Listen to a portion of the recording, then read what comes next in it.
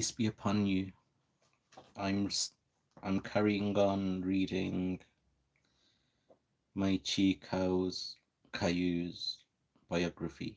I was on page 58, so I'm carrying on from page 59. She showed her dexterity at basket weaving as well, shaping bamboo and rattan strands into light, durable basketware with artistic flair. She sewed pillows and mattresses and stuffed them with soft cotton wool. She knitted woolen clothing for the winter chill. In her spare time, she mended time-worn garments with a sharp eye and a delicate touch. She knew all the best wild herbs by sight and smell, and on day-long excursions in the cool forest, she picked handfuls of them along with wild vegetables, returning home in the evening with baskets full. Tapai chopped and sliced her findings, then cooked the raw roots and leaves with bits of meat or fish to create a wholesome, tasty meal. Tapai's multiple talents turned heads in Futai community.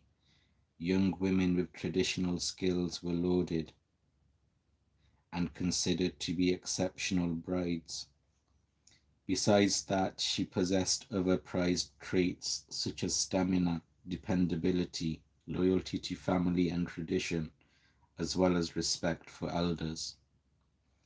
Before long, suitors began to appear, one in particular, a neighborhood boy 1 year younger than Tapai, named Bunma, was emboldened to make a proposal to her parents.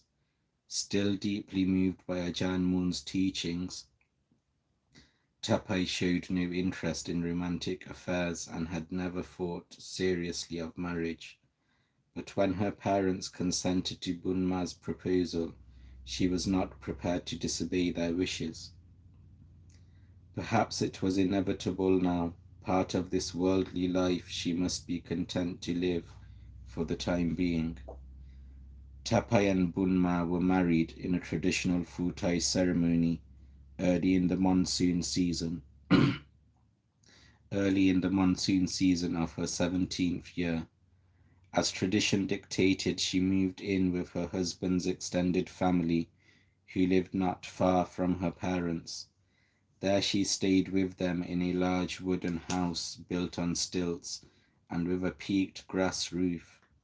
Again, she was the youngest family member and was expected to shoulder the brunt of the daily workload. Tapai's tough and persistent temperament meant that she never shied away from hard work. But Bunma was a carefree, fun-loving man who liked to chat while others did the work. He preferred to hire local girls to help plant and harvest his rice crops, often amusing himself by playfully flirting with them while his wife labored nearby, even gossiping to them about Tapai behind her back. Perhaps he was hoping for a jealous reaction, but she feigned indifference and kept quiet about his indiscretions. Tapai found herself immersed in endless work, the work of being alive, the work of food and of shelter. Hello, Jackson Maloney. How are you? Peace be upon you.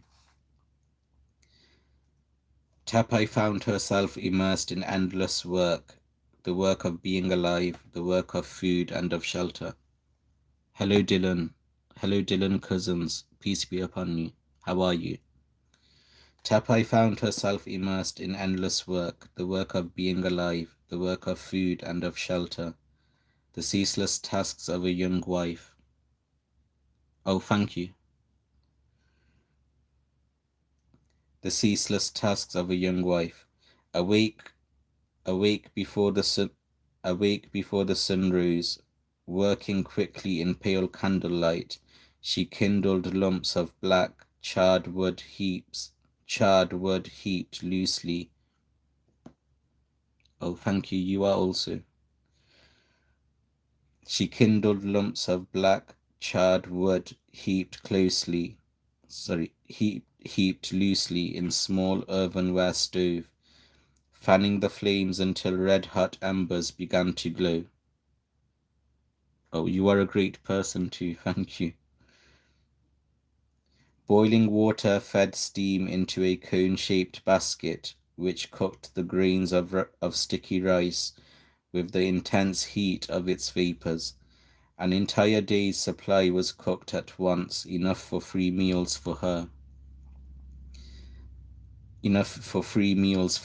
her husband, and some extra for guests.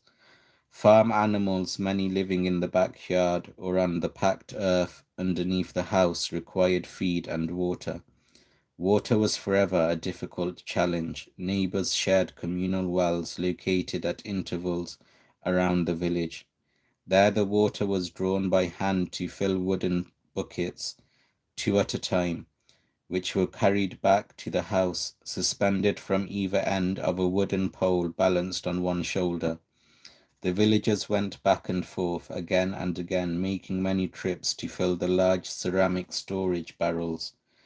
It was an exhausting task, but it had to be done.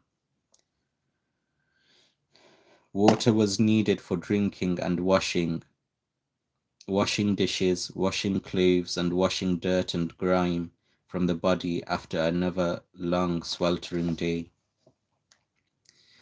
Village life was inextricably bound to the growing of rice. In turn, rice was dependent on the rains, the annual cycle of rejuvenation. Rain was auspicious, it was celebrated, but it also meant more work, more strenuous, inescapable labor. Ploughing began in early May when the fallow earth soaked up the first heavy downpours. Pairs of enormous water buffaloes were yoked to cumbersome wooden ploughs and driven repeatedly to one end of the field and back again to loosen the earth. Then they were driven back and forth yet again to trample the clods into mud. Rice seedlings were sprouted in nursery plots and carefully tended, often with water collected from a stream during dry spells, until the rice shoots were ready for planting. Planting was done in rows by groups of women in a timeless choreography. Bending at the waist, the village women walked backwards through thick, cloying mud to place the shoots into ground. The rainy season transformed the countryside into a moist green patchwork of intersecting rice fields overhung with skies that were heavy with rain. The surrounding hills grew thick with bamboo, and a scrim of fine drizzle softened the outlines of the lush landscape. Rice shoots stood in jagged rows above the still water in which the fields were submerged. The mornings were quiet and hazy with humid heat, and the evenings crackled with the sound of frogs croaking at the edge of the fields and geese clattering in the ponds. Each rainy season came with its set of anxieties for Tapai. She worried about too little rain in August, when the southwesterly winds began to subside, and flooding in September when typhoons pounded the land and the rains came down hard, slashing the countryside in sheets. Roads made muddy by the rains and churned up by carts and water buffaloes strained the endurance of man and beast. The rain fell inexorably, with heavy downpours followed at times by gentle drizzle. Through it all the rice grew green and tall. The rice flowered in mid-October. The fields became a sea of golden tassels undulating softly in the autumn breeze. Tapai joined the whole family as they crowded into the fields to cut rice at harvest time. With quick downward thrusts, family members slashed plants with machetes. piling the sheaves on the empty ground between the rows. For weeks everyone toiled in the bright sunshine, stooped at the waist, blades rising and falling as they moved down the rows. The sheaves of rice, laden with seeds, were then laid out on the ground and left to dry in the October sunlight. Tapai's work was now part of her new family's livelihood. She kept house and worked the fields selflessly without complaint. She endured painstaking weeks, pulling out weeds and shoring up dikes. After the harvest, she camped with her husband near the fields to keep vigil over the new crop. The next year's food supply, and to wait for the grains to dry thoroughly so that threshing could begin.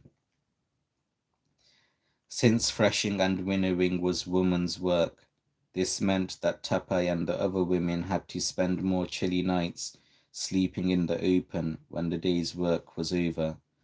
Hour upon hour the women arched backward and bent forward, straining at their waists as they worked to loosen the grain, lifting sheaves of rice high into the air with both arms.